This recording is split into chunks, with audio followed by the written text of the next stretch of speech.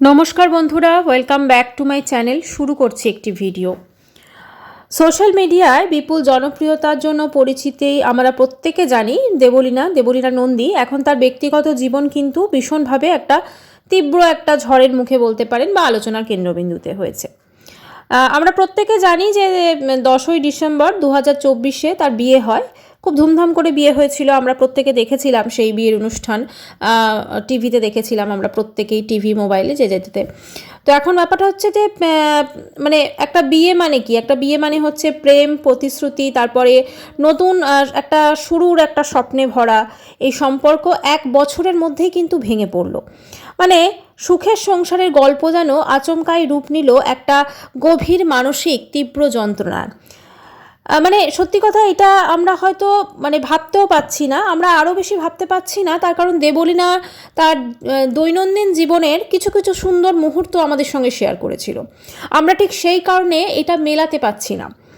দেবলীনার অভিযোগ যে দীর্ঘদিন ধরে মানসিক এবং শারীরিক নির্যাতনের চাপে তিনি ভেঙে পড়েছিলেন।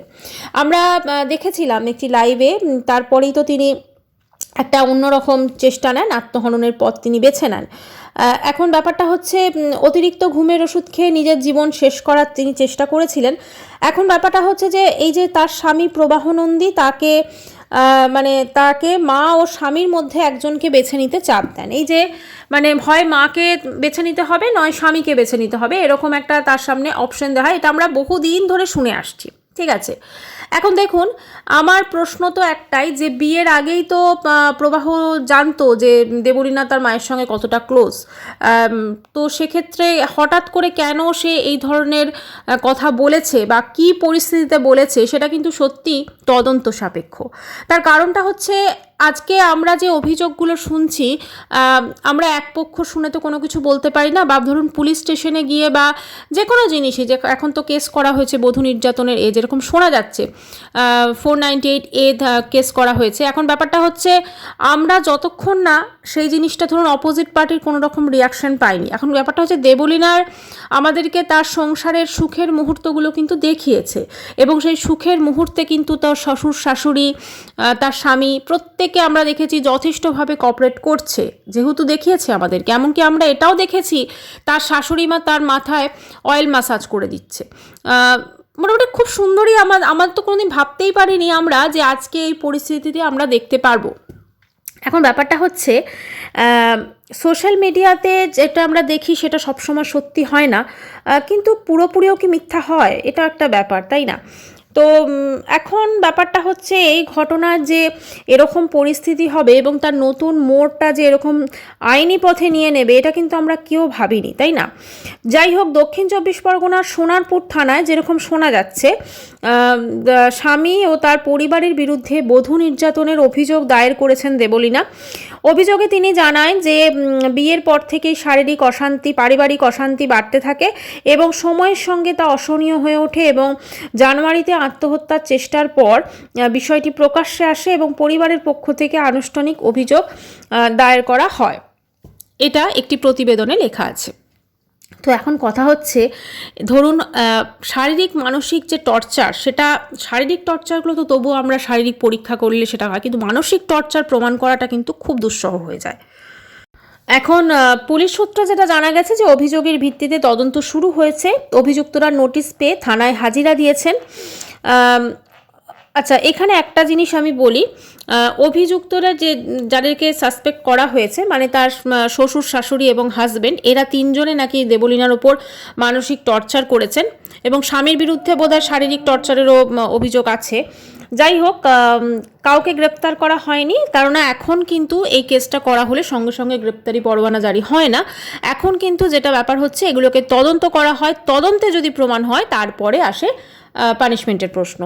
এখন ব্যাপারটা হচ্ছে, এই বিয়ের সময় ও যে গয়না বলুন বা নগদ অর্থ এবং কিছু আসবাবপত্র, যেগুলো ধরুন স্ত্রীধন বা এই ধরনের জিনিসপত্র যেগুলো পাওয়া যায়, পুলিশের সহায়তায় কিন্তু সেগুলো রিকভারি হয়েছে, সেগুলো দেবলীনা ফেরত পেয়েছেন, এবং এখন স্বামী স্ত্রী আলাদা থাকছেন, এবং খোরপোশের দাবিতেও আইনি আবেদন করেছেন তিনি। আমরা কিন্তু শুনেছিলাম যে দেবলীনার কিন্তু কোনো রকম খোরপোশ চাই না, ওর দিদি মা লাইভে এসে কিন্তু বলেছিল।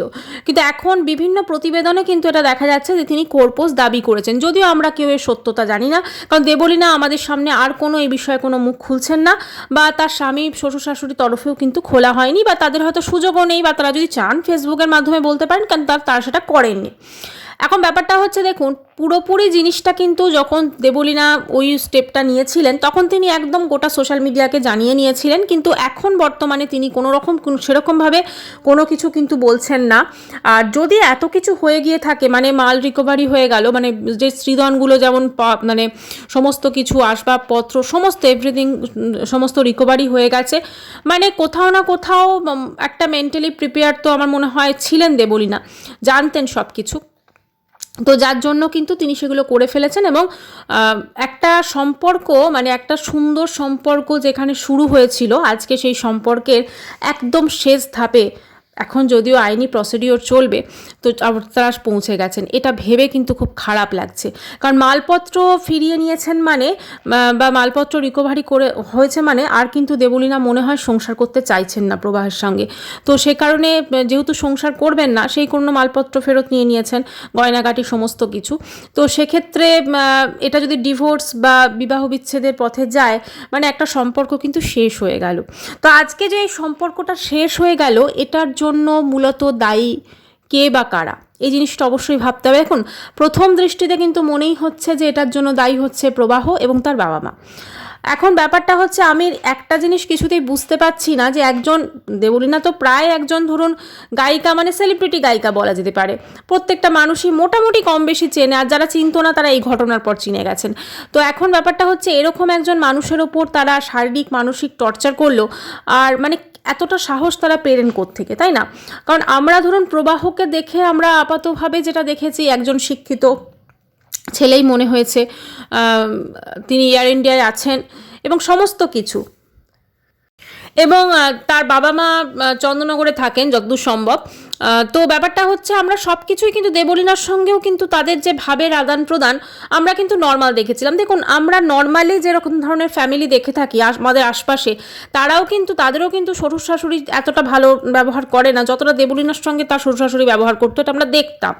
এখন দেখুন, নর্মালি একটা ব্যাপার হয়, দেবলীনা তো যেটা বলেছিল, দিদিও বলেছিল, যে দেবলীনা প্রবাহের থেকে প্রায় 6 গুণ বেশি টাকা উপার্জন করে, ঠিক আছে? তো সেক্ষেত্রে শ্বশুর বাড়িরও আমি যদি এটা ধরে নিই যে দেবলীনা তাদের জন্য সমস্ত কিছু কিনে দিত, বা হাজব্যান্ডকে সমস্ত কিছু কিনে দিত, বা সমস্ত কিছু যেটা আমাদেরকে দেখিয়েছে, ঠিক আছে? তো ব্যাপারটা হচ্ছে, তাহলে তারা কেন এই জিনিসটা করে থাকবেন, টর্চার করে থাকবেন? এটা একটু মানে আমার প্রশ্ন আছে। যাই হোক, যখন ডিস্ট্রিক্ট হয়েছে বলেই দেবলীনা বলেছেন। এখন ব্যাপারটা হচ্ছে, একটা সম্পর্ক এর মধ্য দিয়ে মোটামুটি শেষ হয়ে গেছে। এবারে আসি আমি দেবলীনার মা এবং দিদি সম্পর্কে বেশ কিছু কথায়। আচ্ছা, দেবলীনার দিদিকে অনেকে দায়ী করছেন ভীষণভাবে, এবং আমরা দেখেছিলাম দেবলীনার দিদি কিন্তু অনেক ভেতরের কথা বলে দিয়েছিলেন। যেমন ধরুন, প্রবাহর আন্ডারওয়্যারটাও যে দেবলীনা কিনে দেয়, এই কথাটা কিন্তু একান্ত পার্সোনাল। অবশ্য দেবলীনার দিদি এই কথাটা সোশ্যাল মিডিয়াতে বলেছেন, কিন্তু দেবলীনার দিদিকে এই কথাটা ডেফিনেটলি দেবলীনা বলেছেন, তাই না? দেবলীনা না বললে তো তিনি জানতে পারতেন না। তো সেক্ষেত্রে মানে দেবলীনাও কিন্তু বেশ তাদের মানে কি বলবো, একান্ত ব্যক্তিগত কথাবার্তাও কিন্তু মানে সেটা তার বাপের বাড়িতে আলোচনা করেছেন। তো এই জন্য কি প্রবাহ চাইছিল না যে মায়ের থেকে দূরে থাকা বা এরকম কিছু, সেটা কিন্তু আমরা বুঝতে পারলাম না। প্লাস দেবলীনা মাও অনেক কথা বলেছেন আমাদেরকে, এবং এটাও বলেছিলেন যে পরবর্তীকালে তিনি নাকি আরও বলবেন।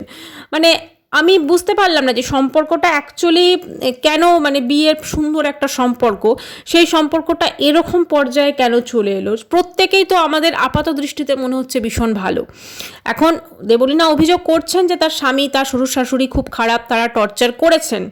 এর মধ্যে সত্যতা কতটা আছে সেটা আমরা কেউই জানি না, কারণ যে যার সাথে ঘর করে সে জানে সেই মানুষগুলি কীরকম, সেটা কিন্তু বোথ সাইডেই। তো সেক্ষেত্রে এখন যদি প্রবাহ এবং তার বাবা মা সত্যি সত্যি দোষী হয়ে থাকে, তাহলে অবশ্যই তাদের শাস্তি হবে, এটা তো প্রমাণ করতে হবে, তাই না? এভিডেন্স সমস্ত কিছু দেবলীনাকেও পেশ করতে হবে। কিন্তু এই পুরো প্রসিডিওরটা, এই যে আজকে একটা কেস করে দেওয়া হলো, একটা কেস কিন্তু কালকেই নতিজা বেরিয়ে যাবে না, যে হ্যাঁ প্রবাহরা দোষী কি নির্দোষ, এটা কিন্তু কালকেই বেরিয়ে যাবে না, এটা কিন্তু আরও 4-5 বছর টাইম লাগবে। এখন এই যে 4-5 বছর, ধরুন আজকে যদি আমি ধরে নিই যে প্রবাহ বা তার বাড়ির লোক কোনো কিছু ক্রাইম করেননি, দেবলীনার ওপর কোনো রকম টর্চার করেননি, তারপরও কিন্তু এই সমাজ এই সমস্ত কিছু বলবে যে না না টর্চার করেছে। মানে ওরা যদি ধরুন নির্দোষও সাবিত হয় না, তারপরও কিন্তু এই ট্যাগটা কিন্তু ওদের লেগে গেল। আর এদিকে কিন্তু আমরা দেবলীনাকে দেখেছি যে তিনি এতটা টর্চার হওয়ার পরও কিন্তু তিনি খুব সুন্দর সংসার করেছেন, হেসে খেলে গে, এবং আমরা খুব সুন্দর মুহূর্ত দেখেছি কিন্তু। মানে ধরুন শাশুড়ির সঙ্গে তিনি যে কেমিস্ট্রিটা আমাদের দেখিয়েছিলেন, নর্মালি ওই রকম ধরনের কেমিস্ট্রি কিন্তু বাস্তব লাইফে খুব কমই হয়, ঠিক আছে। মানে ধরুন শাশুড়ি মানে বউয়ের মাথায় তেল দিয়ে ম্যাসাজ করে দেবে ছেলে, এটা খুব কম দেখা যায়। হ্যাঁ, তো সেক্ষেত্রে এই রকম ধরনের ব্যাপার স্যাপারগুলো যেগুলো আমরা দেখেছিলাম, তাহলে সেগুলো কি মিথ্যা ছিল না নাটক ছিল না কী ছিল সেটা আমরা বুঝতে পারলাম না। মানে সোশ্যাল মিডিয়াতে তো এই জিনিসগুলো এসেছে, আমরা তো দেখেই কথা বলছি। আর খোরপোশের ব্যাপারটা যেহেতু প্রতিটা প্রতিবেদনে দেখছি যে সবাই মোটামুটি বলছেন খোরপোশ চেয়েছেন, তো এর মধ্যে সত্যতা কতটা আছে সেটা দেবলীনা অবশ্যই সময়ে নিশ্চয়ই আমাদের সামনে তুলে ধরবেন। মানে সব কিছু মিলেমিশে কি জানেন তো, একটা সম্পর্ক শেষ হয়ে গেল, এটাই। এখন এই যে সম্পর্কটা শেষ হয়ে গেল, দেবলীনাকে তো আমরা, যেটা দেবলীনা মাও বলেছিলেন, এত কিছুর পর সে সংসার করতে চাইছে, তো এই যে একটা সম্পর্ক শেষ হয়ে গেল, এর পেছনে দায়ী কে? দায়ী কি সিচুয়েশন? দায়ী কি দেবলীনার টাকা পয়সা? দায়ী কি আমাদের এই সমাজ? নাকি দায়ী হচ্ছে দেবলীনার মা বা দিদি? এভাবে তো আমরা কাউকে বলতে পারি না। তবে ডেফিনেটলি আমার যেটা মনে হয়, প্রত্যেকটা মানুষেরই কিন্তু এর দায় আছে। আজকে দেবলীনা তার শ্বশুর শাশুড়ির বিরুদ্ধে নির্যাতনের অভিযোগ করছেন, মানে কেন করছেন? সত্যি কি তাদের দ্বারা কিছু না হলে তো কেউ করতে পারতো না, এটাও ঠিক। আবার প্রবাহ যে এটা বলেছে যে তুমি তোমার মাকে বা স্বামীকে একজনকে চুজ করো, তিনি হঠাৎ করে কেন এরকম কথা বলতে গেলেন, যেখানে তিনি জানেন যে দেবলীনাকে তার মায়ের সঙ্গে, মানে মা কত স্ট্রাগল করে তাকে বড় করেছে, বা মায়ের সঙ্গে তার কী সম্পর্ক। এবং এটাও ঠিক যে দেবলীনার মা কিন্তু শুধুমাত্র দেবলীনা একার সন্তান নয়, দেবলীনার মায়ের কিন্তু মানে দেবলীনার দিদি যদিও সৎ দিদি, কিন্তু যা হোক সেই দিদি আছে, দেবলীনা আছে, এবং দেবলীনার একটা ভাইও আছে। তো সব কিছু মিলেমিশে কিন্তু না, এই একটা জিনিসের জন্য, মানে একটা যে জিনিস শেষ হয়ে গেল, তার জন্য কিন্তু একা কেউ দায়ী নয়। আর সব থেকে বেশি আমার যদি কেউ মনে হয়, দুজন মানুষ তো অবশ্যই, সেটা প্রবাহ এবং দেবলীনা। ওদের দুজনের সম্পর্কের বোধহয় আমরা যেটা দেখতাম, সেটা তাহলে শুধুই কি বাহ্যিক ছিল? কিন্তু যদি বাহ্যিক ছিল, যদি শুধুই বাহ্যিক বা দেখনদারি ছিল, শুধুমাত্র ব্লগের প্রয়োজনে ছিল, অনেক সময় আমরা কিন্তু এটাও দেখেছি যে প্রবাহ কিন্তু ব্লগিং করেছে, বা প্রবাহ কিন্তু তাকে ব্লগে কপারেট করেছে, অনেক কিছু দেখেছি কিন্তু আমরা।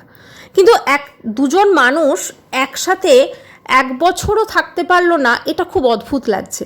মানে তাদের যেখানে এতদিন তারা বিয়ে করেছিল, মানে এতদিন হয়ে গেছিলো, ধরুন তারা বিয়ে করেছে, মানে বিয়ের আগেও তো সম্পর্ক ছিল, এটা লাভ ম্যারেজ ছিল, তো সেখানে তারা 1টা বছরও থাকতে পারলো না। মানে তার মানে কি বিয়ের আগে মানুষগুলো একে অপরকে মানে ঠিকঠাক জানতে পারেনি। আর সব থেকে মোস্ট ইম্পর্ট্যান্ট, দেবলীনার যে বন্ধুটি সায়ক, আমি নামটা নিয়েই বললাম, সায়কের এখানে কতটা ভূমিকা আছে সেটাও কিন্তু অবশ্যই দেখা দরকার। না না, আমি এটা বলছি না যে সায়কের সঙ্গে দেবলীনা কোনো খারাপ সম্পর্ক আছে, একদমই না। কিন্তু হতে পারে সায়কের অতিরিক্ত ইন্টারফেয়ারেন্স, বা হয়তো সায়কের মানে একটু দেবলীনার প্রতি অতিরিক্ত, মানে বন্ধুর ক্ষেত্রেই আমি বলছি, সেটার জন্য কি এটা কোনো এফেক্ট হয়েছে? সব কিছু মিলেমিশে কিন্তু একটা সম্পর্ক শেষ হয়ে গেল। মানে সোশ্যাল মিডিয়াতে, ব্লগে আমরা ওদেরকে খুব সুন্দর সংসার করতে দেখলেও বাস্তবে কিন্তু ওরা সুখী ছিল না। বাস্তবে দেবলীনার প্রতি শারীরিক মানসিক নির্যাতন হতো, যেহেতু দেবলীনা অভিযোগ করেছেন তাই বলছি। মানে বাস্তবে তারা সুখী ছিলেন না। আমাদেরকে সোশ্যাল মিডিয়ায় যেটুকু দেখানো হতো ওইটুকুই, বাস্তবে তারা সুখী ছিলেন না। অনেক সময় কি জানেন তো, ব্যাপারটা যেটা হয়ে যায় যে একটা খুব সুন্দর ফেস, খুব মিষ্টি একটা ফেস, সেটাও কিন্তু যে মানে রিয়েল, সেটা কিন্তু সবসময় বলা যায় না, সেটা কিন্তু ফেকও হতে পারে। এটা কিন্তু এই যে পুরো ঘটনাটা আছে, প্রত্যেকটা চরিত্রের জন্য এটা বর্তায়, ঠিক আছে।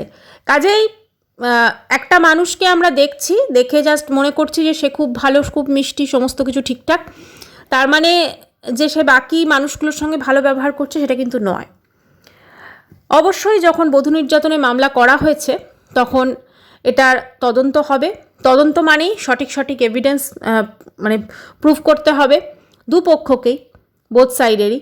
তারপরে আদালত এটার নতিজায় পৌঁছবেন, সিদ্ধান্ত নেবেন। তবে সেটা যে কবে হবে, কত বছর লাগবে, সেটা সময় বলবে। সব কিছু শেষে একটা সম্পর্ক শেষ হয়ে গেল।